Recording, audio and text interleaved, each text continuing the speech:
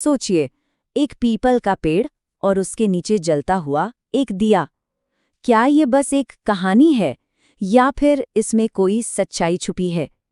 चलिए, आज हम एक ऐसी ही लोक कथा की गहराइयों में उतरते हैं।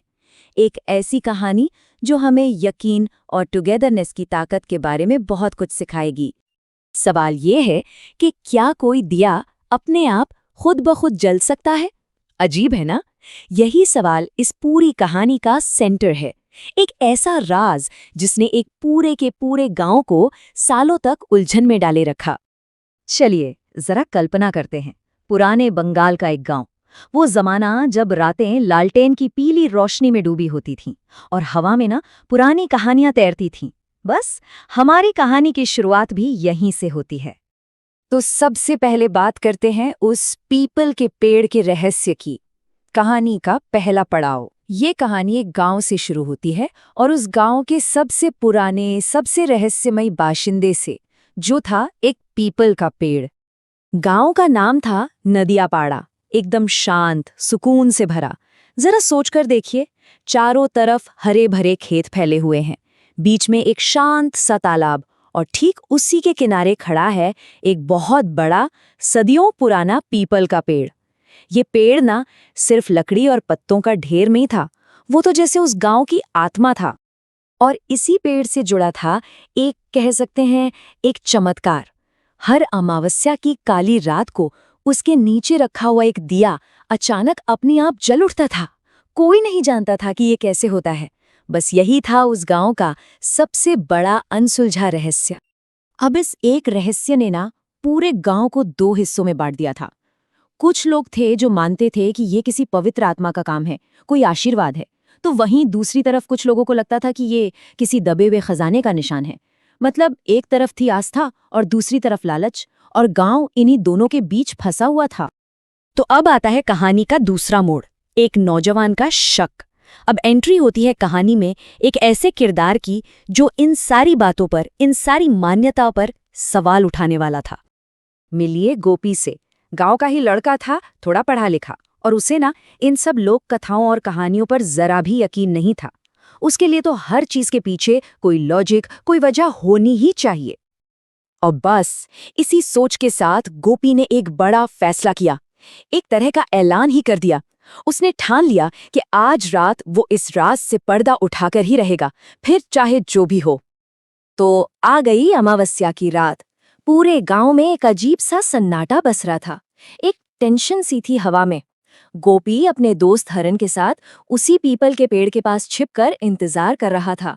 ऐसा लग रहा था मानो पूरी कायनात ने अपनी सांस रोक ली हो, किसी अनहोनी का इंतजार कर रही हो। और अब आता है कहानी का क्लाइमैक्स, सच से सामना। अब वो घड़ी आ गई थी जब इस बरसों पुराने रहस्य से पर्दा उठने वाला था। रात और गहरी हो गई, सन्नाटा इतना कि अपनी दिल की धड़कन तक साफ सुनाई दे रही थी। और ठीक उसी पल अचानक वो दिया जल उठा। किसी ने उसे छुआ तक नहीं, कोई माचिस नहीं, कुछ नहीं। वो बस अपने आप जल गया। ये देखकर तो दोनों के होश उड़ गए। और वो जो लौ थी ना, वो कोई ऐसी वैसी हवा से कांपती हुई लौ नहीं थी। एकदम स्थिर थी, अटूट, जैसे किसी ने उसे बड़े ही सलीके से, बड़े ध्यान से जलाया हो। इस बात ने तो रहस्य को और भी बढ़ा दिया। अब हरन तो ये देखकर डर गया और पीछे हट गया। लेकिन गोपी, उसने अपनी सारी हिम्मत जुटाई और उस अनदेखी शक्ति से सवाल कर ही लिया। उसने बस हवा में पूछा, कौन हो? और तभी हवा में एक बिल्कुल साफ, शांत आवाज गूंजी, मैं वही हूं जिसकी पूजा अधूरी रह गई थी। ये आवाज किसी पवित्र आत्मा की थी जो अपने अधूरी पूजा को पूरा कर रही थी। उस आवाज ने आगे ये भी बताया कि ये दिया क्यों जलता है। ये सिर्फ रोशनी के लिए नहीं था, ये तो गांव की शांति और सुरक्षा का प्रतीक था। जब तक ये दिया जलता है, गांव में सब ठीक रहता है, और जब ये बुझ जाता है तो गांव पर मुसीबत आती है। और इसी के साथ शुरू होता है हमारा आखिरी अध्याय, गांव की शांति। उस रात जो हुआ, उसने गांव को हमेशा हमेशा के लिए बदल कर रख दिया। गोपी, जिसका सारा शक अब विश्वास में बदल चुका था, चुपचाप उस दिए को जलता छोड़कर वहां से चला गया। अगली सुबह जब गांव के लोग वहां पहुंचे तो उन्हें कुछ और भी देखने को मिला। पेड़ के ठीक नीचे मिट्टी में दबे हुए कुछ पुराने सिक्के मिले और एक टूटी हुई माला भी। ये जैसे उस रात जो हुआ उसका एक सबूत था। और कमाल की बात ये थी कि इसने गांव की दोनों कहानियों को, खजाने वाली भी और पवित्र आत्मा वाली भी, एक साथ सच साबित कर दिया। बस उस दिन के बाद से सब कुछ बदल गया। किसी ने फिर उस दिए को छेड़ने की हिम्मत नहीं की। वो दिया अब पूरे गांव के लिए एक पवित्र चीज बन चुका था और गोपी, उसके मन का सारा शक अब एक गहरी आस्था में बदल गया था। और कहते हैं कि ये सिलसिला आज तक चल रहा है। हर अमावस्या को वो दिया जलता है और नदियापाड़ा गांव में शांति बनी रहती है। जो कल तक एक कहानी थी, वो अब उस गांव की सच्चाई बन चुकी है। तो इस कहानी का मतलब बहुत गहरा है।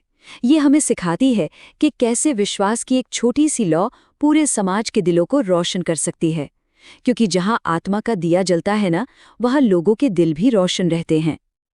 और ये कहानी एक सवाल भी छोड़ जाती है कि हमारे अपने समाज में, हमारी अपनी जिंदगी में ऐसी कौन सी कहानियां हैं, कौन से परंपराएं हैं जो हम सबको एक साथ बांधे रखती हैं और हमारे रास्ते में रोशनी करती हैं।